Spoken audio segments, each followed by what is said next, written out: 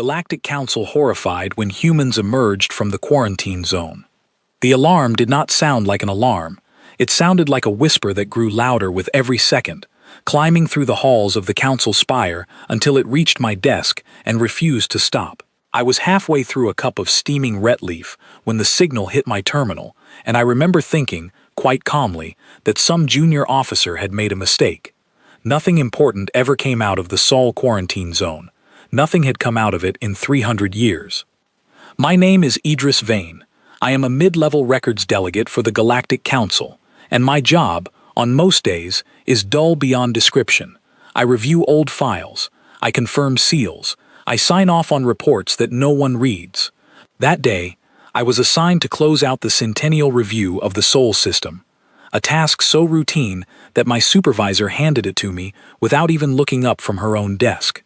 "Confirm the seals are holding," she said. "File the report. Go home." The seals were not holding. I stared at the reading for a long moment, certain the sensor array had degraded, the way old equipment often does at the edge of a dead zone. The Sol quarantine zone sat far from any major trade route, wrapped in a shell of dormant beacons and silent watch stations that had not detected anything meaningful since before I was born. It was, by every official definition, a tomb, a sealed system holding a species the Council had judged too dangerous, too unstable, and too fragile to be allowed contact with the wider galaxy. We did not call it a prison, we called it protection. For them, we said, and for everyone else we did not say, but everyone understood. I ran the diagnostic twice. Both times, the result was the same. Something was moving through the outer beacon field, and it was moving with purpose, not drifting, not tumbling, the way debris does, moving in a straight, deliberate line, aimed directly at the nearest active relay station. I sent the report up the chain before I had even finished processing what I was looking at. My hands were faster than my thoughts, which is not something that happens to me often. I am not, by nature, a nervous person. My species, the Corvath, are known across the Council for patience bordering on tedium. We do not startle easily, but something about that steady, unbroken trajectory sent a small cold thread through my chest, and I did not understand why until much later. Within the hour, my supervisor was standing over my shoulder, and within 2 hours, so was hers. By the time the sun cycle turned, half the analytics division had crowded into the observation room, watching a single blinking light crawl across a star chart that had not changed in generations. No one spoke above a murmur. It felt, absurdly, like watching something wake up that we had all quietly agreed was already dead. I want to explain, before I go further, exactly what the Sol quarantine zone was supposed to be, because I do not think anyone outside the Council fully understood it, and frankly, most of us inside the Council did not think about it at all unless we had to. Centuries ago, an exploration vessel made contact with a species living on a single world in an unremarkable system. The species called themselves humans. The first reports described them as clever, adaptable, and deeply, dangerously unpredictable. There had been an incident. The details were vague even in the classified files, smoothed over by decades of careful rewriting, but the outcome was clear enough. The Council convened, debated for the better part of a cycle, and made a decision that was presented to the wider galaxy as an act of mercy. Humanity would be sealed within its own system. No outside contact, no trade, no technology transfer, no interference of any kind, in either direction. The official language called it a protective boundary, designed to shield an unstable young species from a galaxy that might exploit or destroy it before it was ready. The unofficial language, spoken only in private, called it something closer to quarantine, and everyone understood the difference between the two words, even if no one wrote it down. For 300 years, that boundary held. Beacon stations logged nothing but silence. Automated probes, sent once every few decades as a formality, returned images of a system that had gone quiet, in a way that unsettled even the most detached analysts. There were lights on the dark side of the world. There was radio noise, faint and irregular, the kind you might expect from a species slowly rebuilding after some unknown collapse. No one in the Council seriously believed humanity had thrived.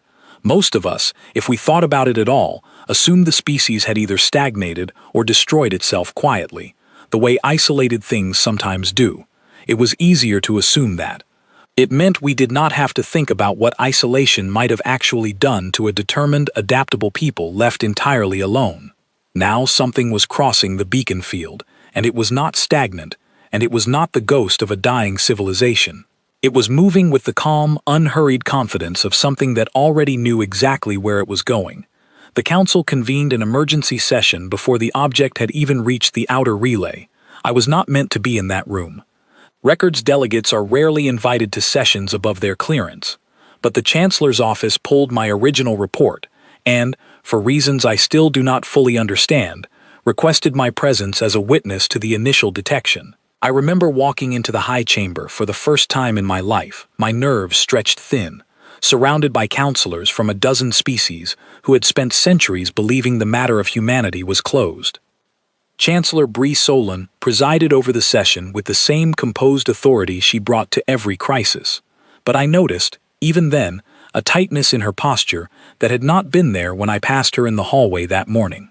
She opened the session with a single question, directed at the technical officers monitoring the feed. "Confirm what we are seeing." The lead officer, a narrow-faced council veteran named Aldrich Fenn, straightened before he spoke. "A vessel has crossed the outer boundary of the Sol quarantine zone," he said. "It is broadcasting on an open frequency. It is requesting an audience with this council." The room went silent in a way I had never experienced before. Not the polite silence of formal proceedings, but something heavier, something closer to held breath. I understood in that moment that everyone in that chamber had built their entire understanding of the situation on a single assumption, and that assumption had just been shattered. Humanity was not extinct, humanity was not stagnant, humanity was, without question, still there, and it was choosing, calmly and deliberately, to announce itself. Counselor Fenn continued reading from his display, his voice steady but quieter than before. "The vessel identifies itself as a diplomatic craft. It is not attempting to breach the relay defenses. It is not broadcasting distress. It is simply waiting, at the edge of the boundary, for a response." I remember thinking how strange that word sounded in that context. Diplomatic. We had spent 3 centuries treating the Sol system as a sealed wound, something to be monitored and never touched, and here was a single vessel treating the boundary as nothing more than a door it intended to knock on politely. Chancellor Solon asked for options. The chamber erupted into overlapping voices, each counselor pushing a different course of action. Some demanded the boundary be reinforced immediately, sealed tighter than ever before. Others argued that any response at all would violate the very protections the quarantine was built to enforce. A few, a very small few, suggested the obvious course that no one wanted to say aloud, that perhaps, after 300 years, it was time to actually speak to the people we had locked away.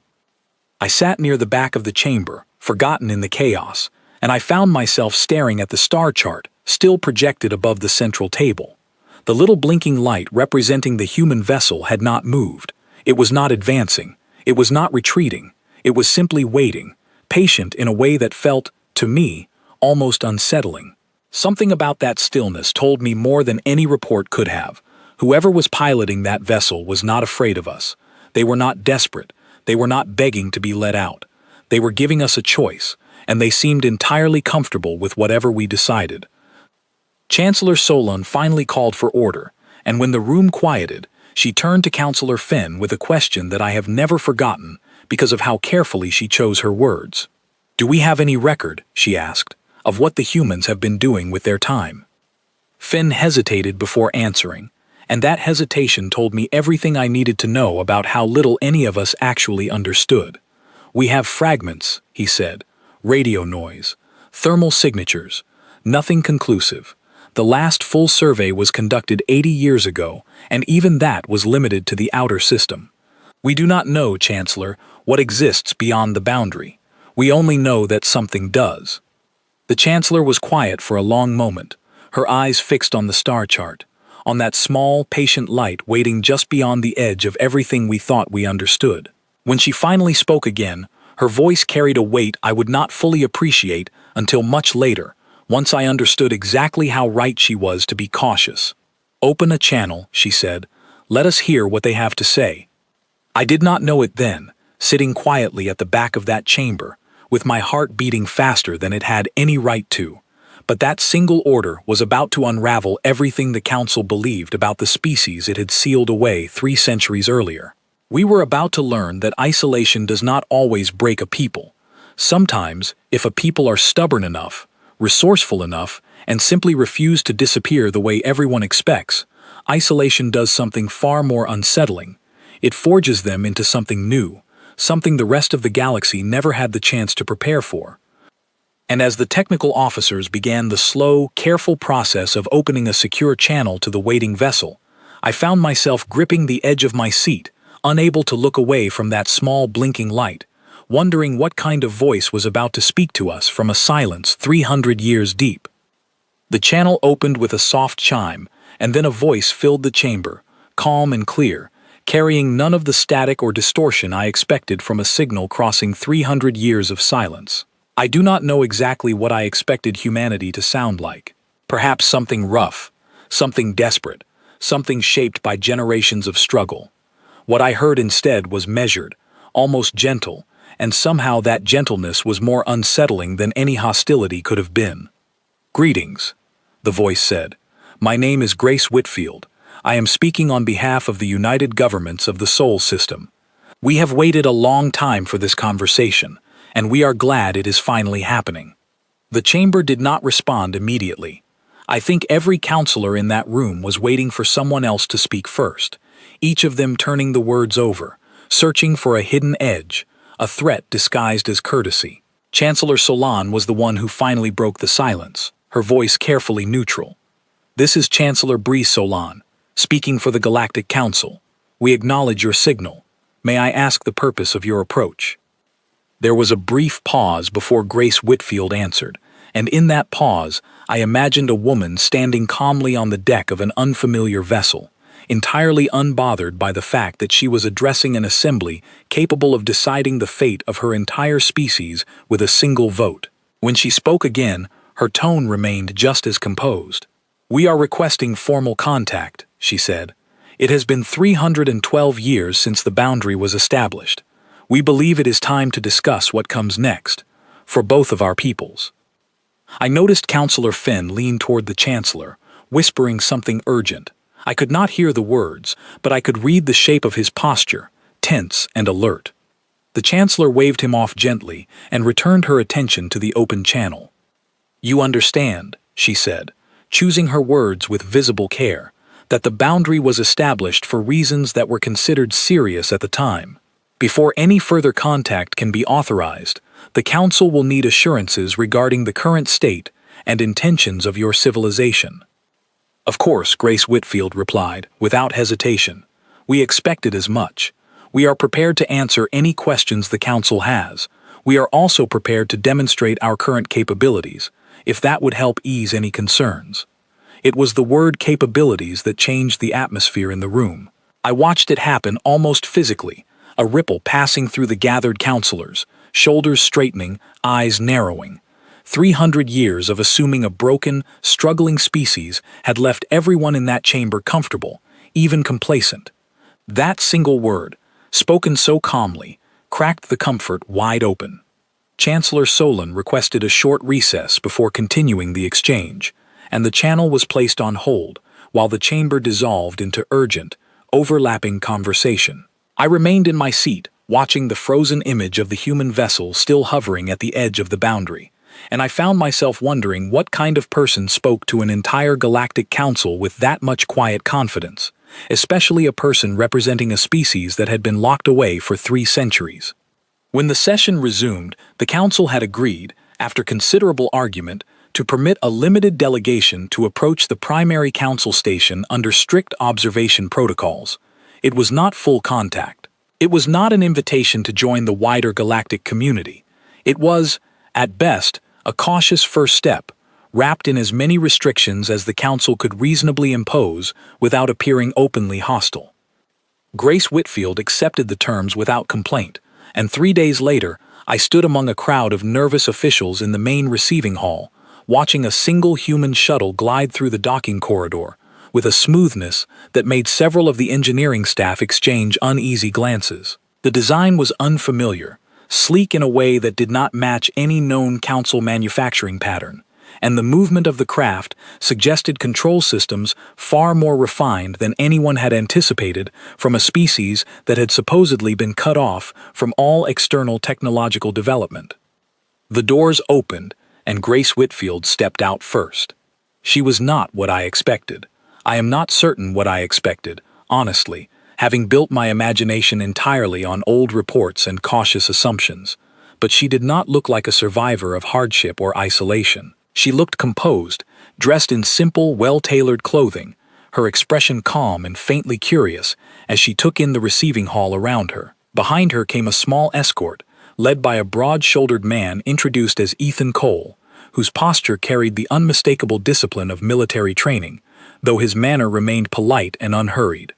Grace approached the small welcoming committee, which included Chancellor Solon herself, and inclined her head in a gesture that seemed to blend formality with genuine warmth. "Thank you for receiving us," she said. "It has been a long wait." Chancellor Solon matched her composure, though I could see the effort it cost her. "On behalf of the Council, welcome. We hope this can be the beginning of a productive dialogue."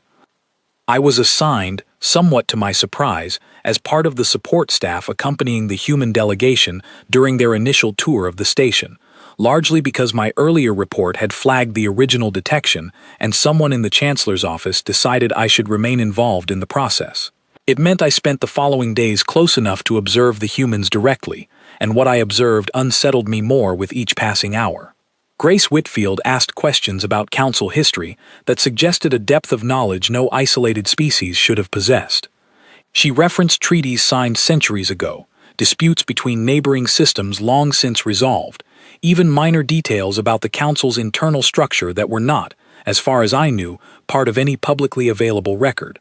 When one of the archivists, a cautious woman named Laura Bennett, who worked closely with the Historical Division, asked how the human delegation had come to know such specific details, Grace simply smiled and said that isolation did not mean blindness. "We have had a long time to listen," she said, "even when we could not speak." That single sentence lodged itself in my mind and refused to leave. I began to understand, slowly, and with growing unease, that the boundary the Council had built to keep humanity contained had never been as absolute as everyone assumed. Radio signals leak. Old broadcasts drift outward for centuries before fading into background noise. Somewhere on that isolated world, someone had been listening to everything the wider galaxy said about itself, patiently piecing together a picture of a civilization that had long since stopped thinking about the people it had locked away. During a private briefing later that evening, attended by a small group of senior staff including myself, Counselor Fenn raised the question that had clearly been troubling him since the first contact.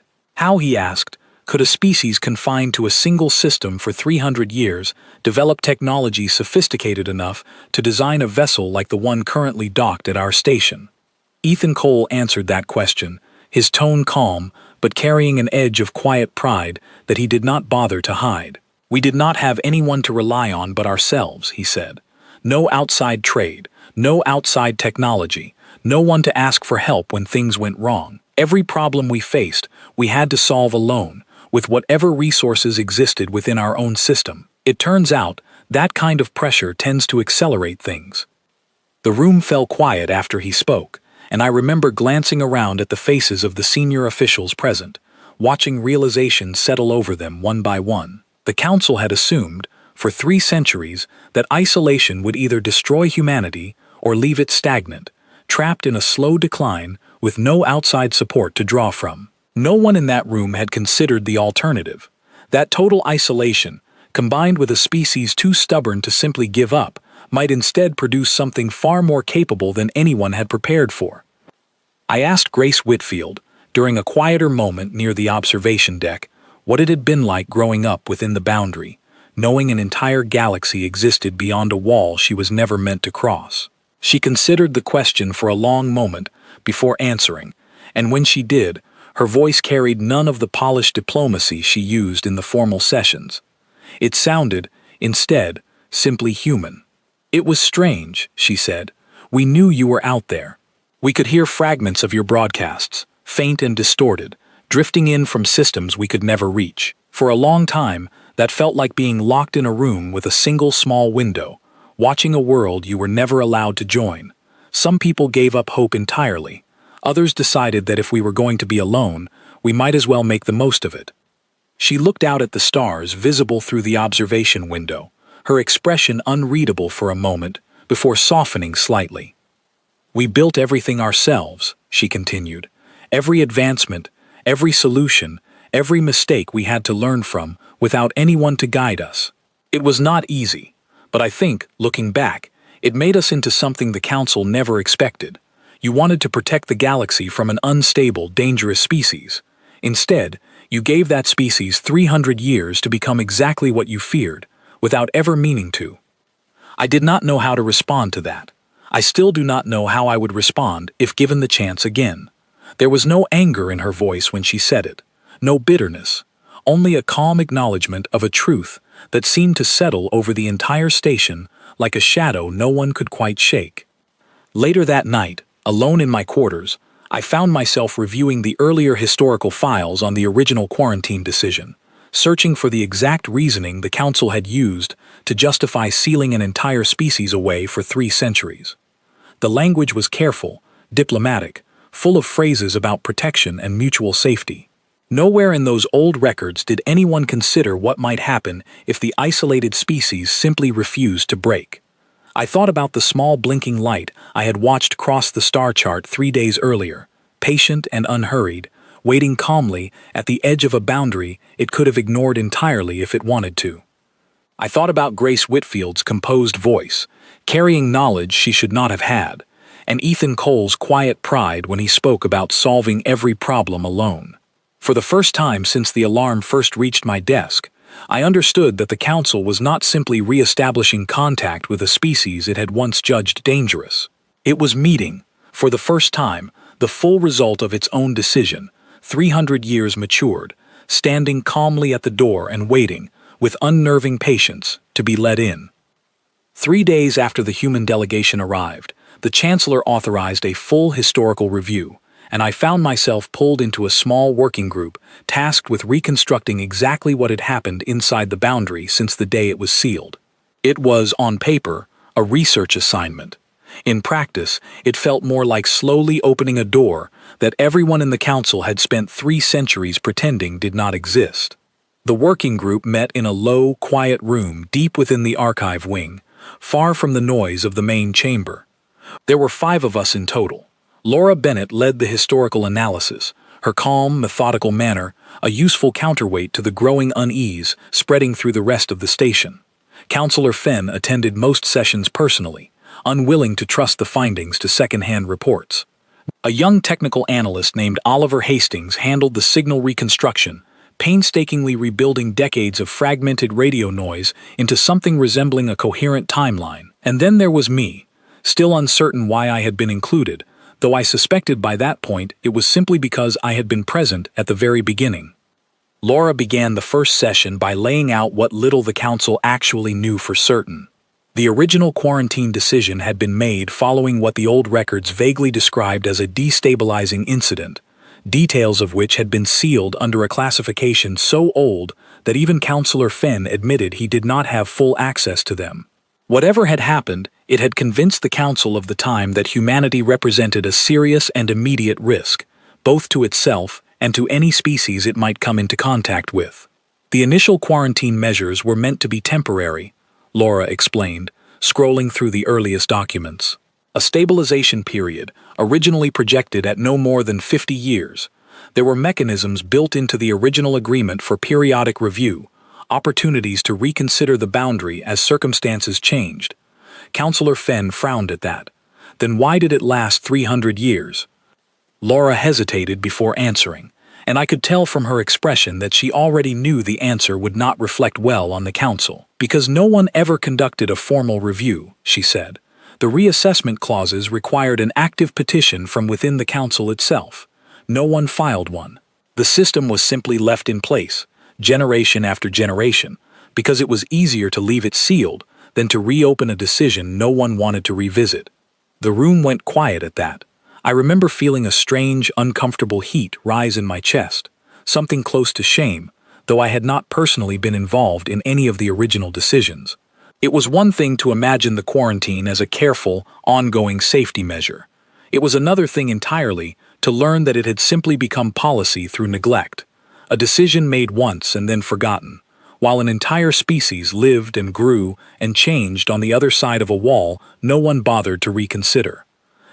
Oliver Hastings interrupted the silence with findings from his own work, pulling up a long, jagged timeline built from decades of intercepted radio fragments. Even with everything the boundary was meant to block, he said, we picked up traces. Not intentional transmissions, just leakage, old broadcast signals bleeding outward over the decades, faint enough that no one ever flagged them as significant. He walked us through the timeline slowly, and with each new fragment, a clearer picture began to form.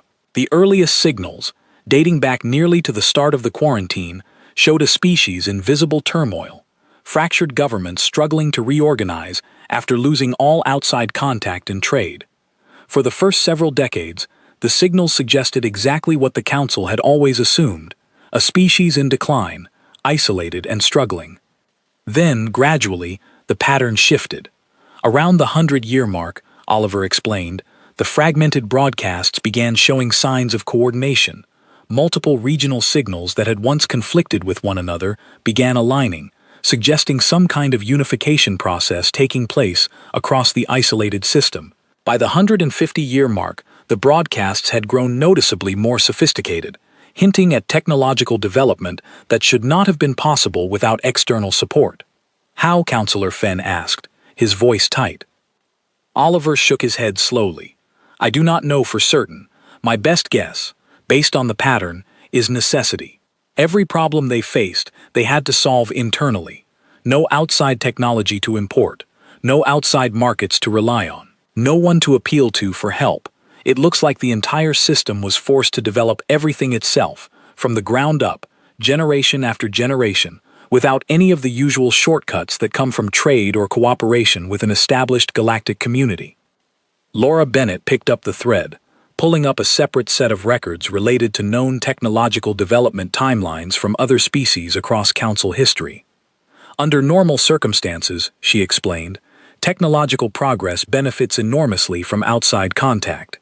Shared research, imported materials, established trade routes that reduce the cost of experimentation. Species with access to those advantages tend to develop steadily, but rarely under intense pressure, because there is always an easier path available. Humanity had no easier path. Every single advancement had to be earned the hard way, through direct necessity, without any external safety net to fall back on if something went wrong. I found myself thinking, uncomfortably, about a phrase my own species used when raising particularly difficult younglings, about how the harshest conditions sometimes forged the strongest results, whether or not that was ever the intention. I did not say it aloud. It felt too close to what we were all quietly realizing in that room. Over the following days, the working group requested and received permission to interview several members of the human delegation directly, and it was during these interviews that the full scope of what had happened inside the boundary began to take shape. Grace Whitfield remained the primary contact, but Ethan Cole and several other delegation members also agreed to speak with us individually, offering pieces of a much larger story that the fragmented radio signals could never have fully captured on their own. I sat in on one interview conducted by Laura, in which she asked Ethan Cole directly about the earliest years following the quarantine. He answered without hesitation, his tone matter-of-fact, as though describing events far more distant and settled than the raw weight of his words suggested. The first several decades were difficult, he admitted. We lost access to systems and resources that entire regions depended on. There were conflicts, shortages, a lot of very hard choices made by people who had never expected to be cut off from everything at once. It took time before anyone realized fighting each other over what remained was a losing strategy. Eventually, enough people understood that surviving the isolation meant working together, or not surviving it at all. Laura asked how that realization changed things. Ethan considered the question carefully before answering. It forced consolidation, he said. Different regions that had once operated independently began pooling resources, sharing research, coordinating efforts in ways that had never been necessary before the boundary went up. It was not smooth. It took generations, but by the time real unification happened, there was no one left who remembered a version of humanity that was not already working as a single coordinated whole. I asked, somewhat hesitantly, what happened after unification was achieved. Ethan glanced at me, and for a moment his expression carried something I had not expected, a flicker of quiet pride mixed with something closer to sorrow. After that, he said, we had nothing left to do but grow. No external threats we knew of, since the boundary kept everything out. No external distractions, no outside markets to compete in, nothing pulling our attention away from solving our own problems. Every generation built on what the last one accomplished, focused entirely inward, refining everything from infrastructure to defense to research, decade after decade, with absolutely no outside variable to disrupt the process. Laura asked the question that had clearly been building throughout the entire conversation. Defense against what, exactly, if the boundary kept everything out? Ethan's answer was calm, almost gentle, but it landed in that quiet room with the weight of something far heavier than his tone suggested. Against the possibility that the boundary would not hold forever, he said, or that whoever built it might eventually decide to open it themselves, on their own terms, without asking us first. We did not know what waited beyond the edge of our system. We only knew that whoever put us there clearly saw us as a threat, significant enough to seal away entirely. It seemed reasonable to prepare for the day that decision might be reversed. No one in the room spoke for a long moment after that. I remember looking at Counselor Fenn, watching the color slowly drain from his expression as the full implications settled over him. The Council had spent 3 centuries assuming that an isolated, unstable species would either collapse or stagnate behind its sealed boundary. Instead, that same species had spent 3 centuries treating the Council itself as an unresolved threat, quietly and methodically preparing for a moment of contact that might arrive on hostile terms, all while the Council forgot the boundary even existed. Over the following week, the working group compiled everything into a single comprehensive report, intended for direct presentation to the full Council. Laura Bennett handled most of the writing, though every member of the group contributed pieces gathered from our respective research. I remember reading the final draft late one evening, alone in the archive wing, and feeling a strange, hollow discomfort settle over me as I reached the concluding section. The report did not accuse the Council of wrongdoing directly. It simply laid out the facts, plainly and without embellishment. A species judged unstable and dangerous had been sealed away, with a mechanism for periodic reassessment that was never once used. Left entirely alone, without external support or interference of any kind, that species had unified, industrialized, and developed technology and infrastructure that appeared, based on preliminary assessments, to rival or potentially exceed several established Council member civilizations.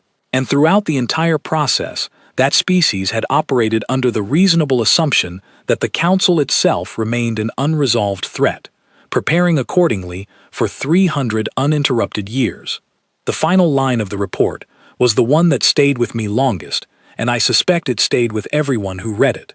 It stated, simply, that the quarantine designed to protect the galaxy from a dangerous, unstable species had instead spent 3 centuries manufacturing exactly the outcome it was meant to prevent, through the very isolation intended to contain it. I submitted the report to Chancellor Solon's office the following morning, and within hours, an emergency full session of the Council was called, the largest gathering I had personally witnessed in my entire career. Walking toward the main chamber that day, I passed Grace Whitfield in the corridor, standing calmly near an observation window, watching the distant lights of passing vessels with the same quiet composure she had carried since the very first moment she stepped off her shuttle. She glanced at me as I passed, and something in her expression told me she already knew exactly what the report contained, perhaps even before I had finished writing it. She did not say anything. She simply offered a small, knowing nod, The kind of gesture shared between two people who both understood that the conversation happening in that chamber was about to change everything, whether the rest of the galaxy was ready for it or not. The main chamber had never felt so full. Every seat was occupied. Delegates from species across dozens of systems crowded into rows that normally held half their number, all of them drawn by rumors of the report that had circulated through the station overnight. I found a place near the back, close enough to see the central platform clearly, close enough to feel the tension radiating through the room like heat from an open flame. Chancellor Solon called the session to order, and the murmuring crowd fell silent almost immediately, an unusual discipline for a gathering that size. She did not waste time with preamble. She simply nodded toward Laura Bennett, who rose from her seat near the front and began presenting the findings of the working group, her voice steady, despite the enormity of the room watching her. Laura walked the assembly through everything methodically: the failed reassessment clauses, the fragmented radio evidence, the interviews conducted with the human delegation. I watched the reactions ripple across the chamber as she spoke, disbelief giving way slowly to something closer to dread. By the time she reached the concluding section of the report, the same words I had read alone in the archive wing days earlier, the entire chamber had gone utterly silent. Chancellor Solon thanked Laura and turned to address the assembly directly. "We now face a decision," she said, "that this council should have faced generations ago and failed to. The species we once judged too dangerous to remain in contact with the wider galaxy has spent 3 centuries developing entirely on its own terms, without our knowledge, without our oversight, and, it seems, without any expectation that we would ever bother to check." A counselor from one of the outer systems rose immediately, his voice sharp with barely restrained alarm. "Then the boundary must be reinforced," he said, "immediately. Whatever capabilities they have developed, we cannot allow an unknown, unmonitored civilization of that scale to operate freely." Another voice rose in response, this one calmer, but no less urgent. "Reinforcing the boundary now would almost certainly be interpreted as an act of aggression," the speaker warned. "If even a fraction of what has been described is accurate, provoking that kind of response could be catastrophic." The chamber dissolved into overlapping arguments, each counselor pressing a different course of action, fear and uncertainty driving the debate in a dozen directions at once. I sat quietly through most of it, watching Grace Whitfield and Ethan Cole, seated calmly among the observers, neither of them reacting visibly to the growing panic around them. Their stillness, more than anything said in that chamber, unsettled me the most. Chancellor Solon eventually restored order and turned directly to the human delegation, her voice carrying the weight of a decision she clearly did not want to make lightly. "Ambassador Whitfield," she said, "this council requires a clearer understanding of exactly what has been developed within the boundary before any further decisions can be made. We are asking for transparency, offered voluntarily, in good faith." Grace rose from her seat, unhurried, and made her way to the small speaking platform near the center of the chamber. She looked out at the assembled counselors for a long moment before she began, and when she finally spoke, her tone remained just as calm and measured as it had been during our very first contact, days earlier. "I understand the concern," she said, "and I want to be clear, before I say anything further, that nothing we have built was intended as a threat to this council or to the wider galaxy. It was built because we did not know, for 300 years, whether the boundary would ever be lifted or under what circumstances. We prepared for uncertainty. That is all." She gestured, and a small display activated above the central platform, projecting a series of images that immediately silenced whatever residual murmuring remained in the chamber. I watched along with everyone else as the display revealed a slow rotating map of the Sol system, populated with markers I did not initially understand until Grace began explaining them one by one. "Over the past 2 centuries," she said, "our system has developed a coordinated defense network spanning every major world and station within our boundary. This includes automated planetary shield arrays, a standing fleet capable of rapid deployment to any point within the system, and a distributed manufacturing capacity allowing us to construct and repair vessels without relying on any single vulnerable location." The display shifted, showing rough outlines of vessel classes that dwarfed anything I recognized from standard Council military records. A counselor near the front rose sharply, his voice tight with alarm. "Are you telling this assembly that your system alone possesses a military capability comparable to an established council power?" Grace did not flinch at the question. "Comparable," she said, "is difficult to determine without direct comparison. What I can tell you honestly is that we built everything with the assumption that we might one day need to defend our system against an external force we did not fully understand, arriving on terms we could not predict. Whether that force turned out to be hostile or simply cautious, we intended to be ready either way." The chamber fell into a heavy, uncomfortable silence. I looked around at the gathered delegates, watching expressions shift from disbelief to something closer to genuine fear. It was not fear of an immediate attack, I realized, watching the room carefully.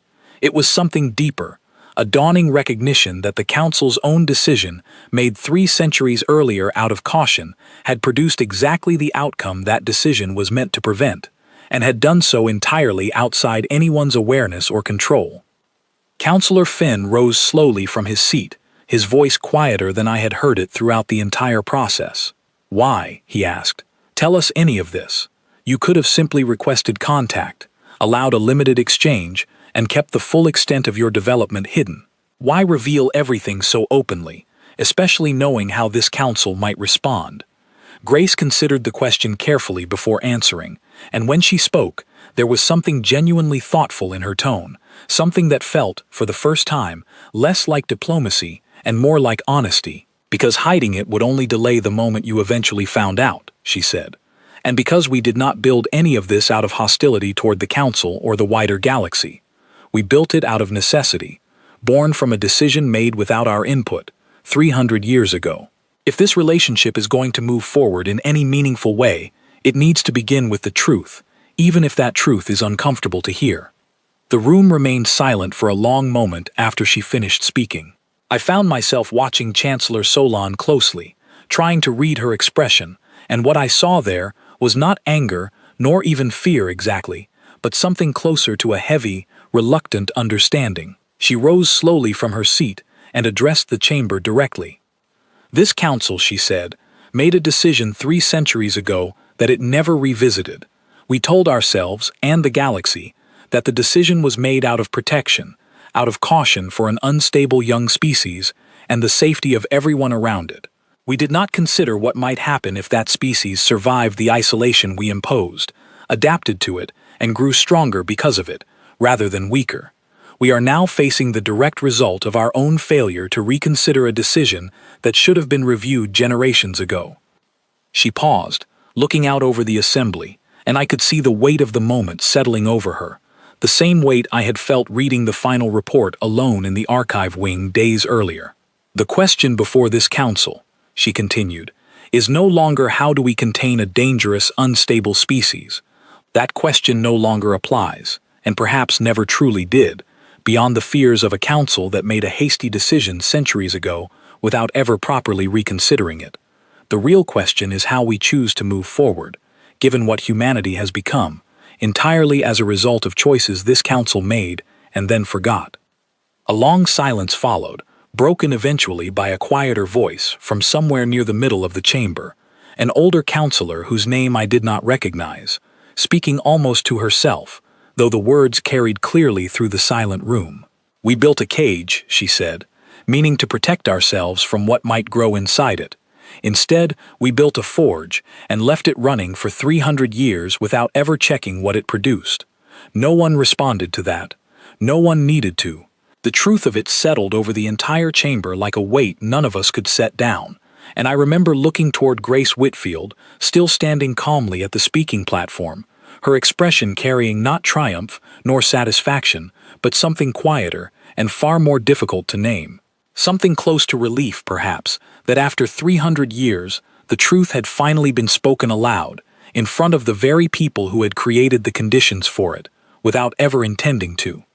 Chancellor Solon called for a recess before any formal decision would be made, and as the chamber slowly emptied around me, I remained seated for a long while, staring at the display still hovering above the central platform, the rotating image of the Sol system and its quiet, patient defenses, built by a people the Council had once judged too fragile to survive on their own. I understood, sitting there in the emptying chamber, that whatever decision the Council reached in the coming days, nothing about the galaxy's balance would ever return to what it had been before that single blinking light first appeared on my terminal. Humanity had not simply survived the quarantine, it had been shaped by it, deliberately and thoroughly, into something the Council would now have to reckon with, whether anyone in that chamber felt ready for it or not. The recess lasted 3 full days, longer than any pause I had witnessed in my entire career at the Council. Behind closed doors, delegations argued, negotiated, and reconsidered positions that had seemed unshakable only a week earlier. I was not present for most of those private discussions, my clearance falling well below the threshold required, but I heard fragments through Laura Bennett, who remained closely involved in advising the historical review even as the political maneuvering intensified around her. The central debate, she told me during a quiet moment in the archive wing, had shifted entirely from the question of containment to the question of relationship. No serious voice remained in favor of reinforcing the boundary, not after Grace Whitfield's presentation had made clear exactly what such a move might provoke. The real disagreement now centered on what role humanity should hold going forward. Some counselors argued for immediate full membership, hoping that formal inclusion might smooth over 3 centuries of justified resentment before it hardened into something harder to repair. Others pushed for a slower, more cautious protectorate status, still wary of granting full standing to a species that had developed such significant independent capability without any oversight at all. I asked Laura which outcome she expected. She considered the question for a long moment before answering. "I think," she said, "it no longer matters as much as we assume. Whatever status this Council assigns, humanity has already demonstrated it does not require our approval to remain capable, organized, and prepared. The vote will decide how we choose to relate to them. It will not decide who they are." On the 4th day, the full Council reconvened for a final vote, and I secured a place near the back of the chamber once again, watching as Chancellor Solon called the Assembly to order for what everyone understood would be a defining moment in Council history. The debate that followed was measured, far calmer than the panic that had gripped the chamber days earlier, as though the intervening time had allowed enough reflection for cooler judgment to settle over the room.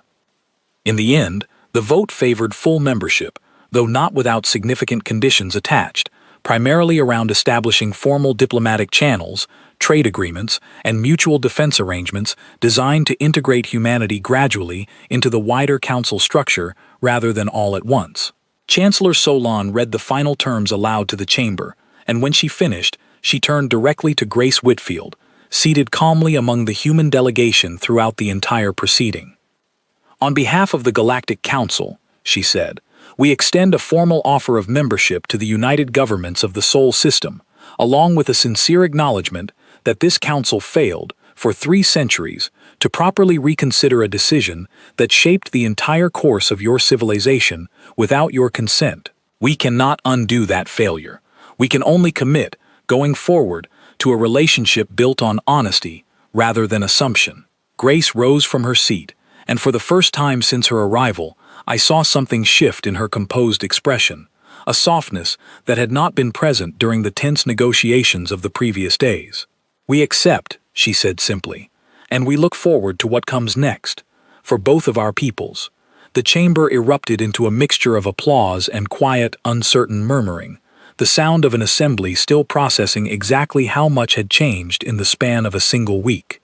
I remained in my seat as the session slowly dissolved into smaller conversations, watching Grace Whitfield make her way through the crowd, exchanging brief words with various counselors, her manner gracious despite the exhausting nature of the past several days. It was later that evening, during a quieter reception held in one of the smaller halls, that I finally found myself standing near her again, close enough to speak without the weight of the entire chamber listening. I introduced myself properly for the first time, explaining my small role in the original detection and the subsequent historical review. She listened with genuine attention, and when I finished, she smiled, a small, tired, entirely human expression that felt different from every carefully composed statement she had delivered throughout the formal proceedings. "So you are the one who found us first," she said. "I owe you a thank you then. It could not have been easy, watching that light appear on your terminal and having no idea what it meant. I admitted that it had not been easy, and she laughed softly, a sound that carried none of the practiced diplomacy I had grown used to over the previous week. We asked ourselves the same thing, she said, wondering what it would look like from your side. We spent so long preparing for every possible reaction, every negotiation, every worst outcome we could imagine. It is strange, now that it is finally over, realizing most of that preparation was built around fear of something that never actually happened. I asked her, hesitantly, whether she resented the council for what had happened, for the 3 centuries of isolation that had shaped her entire civilization without any input from the people living through it. She considered the question seriously before answering, her expression thoughtful rather than guarded. I do not think resentment helps anyone move forward, she said. What happened, happened. We cannot change the fact that an entire species grew up behind a wall none of us asked for. But I also cannot deny that we became something remarkable because of it, even if that was never the council's intention. I would rather focus on what we build next than spend the coming years measuring exactly how much anger we are owed for what came before. I found her answer both reassuring and quietly unsettling, a reminder that the calm confidence she carried throughout the entire negotiation was not simply diplomatic performance, but something deeper, forged through generations of a people learning to solve their own problems without anyone else to rely on. It was, I realized, precisely the quality that had unsettled the council so thoroughly during the formal sessions, and precisely the quality that now made humanity such an unpredictable, formidable addition to the wider galactic community. Ethan Cole joined us briefly near the end of the reception, offering a firm, friendly greeting despite his earlier, more guarded demeanor during the historical interviews. He asked about my work at the council, seemed genuinely curious about the daily routines of records delegates, and shared a brief, easy laugh when I admitted that my job had, until recently, been almost entirely uneventful. I suspect that has changed permanently, he said, smiling. I agreed that it likely had. As the reception wound down and the human delegation prepared to return to their vessel for the evening, Grace paused near the doorway and turned back toward me one final time. "Thank you again," she said, "for the part you played in bringing this conversation forward, even if you did not fully understand what you were setting in motion at the time." I told her I was simply doing my job, reviewing a routine report that happened to reveal something far larger than expected. She smiled at that, a warm, genuine expression that lingered with me long after she had disappeared down the corridor toward the docking bay.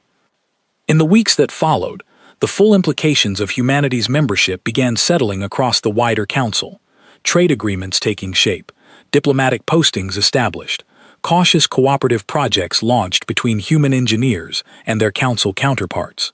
I remained closely involved in the ongoing historical review, tasked with formally documenting the entire process for the Permanent Council archive, a responsibility that felt, given everything I had witnessed, both an honor and a quiet burden. I often found myself returning, during quiet moments at my terminal, to that very first alarm, the small blinking light crossing a boundary everyone assumed would remain silent forever. It was strange to consider how a single, routine review had unraveled 3 centuries of careful, comfortable assumption, revealing a truth the council had spent generations avoiding without ever fully realizing it.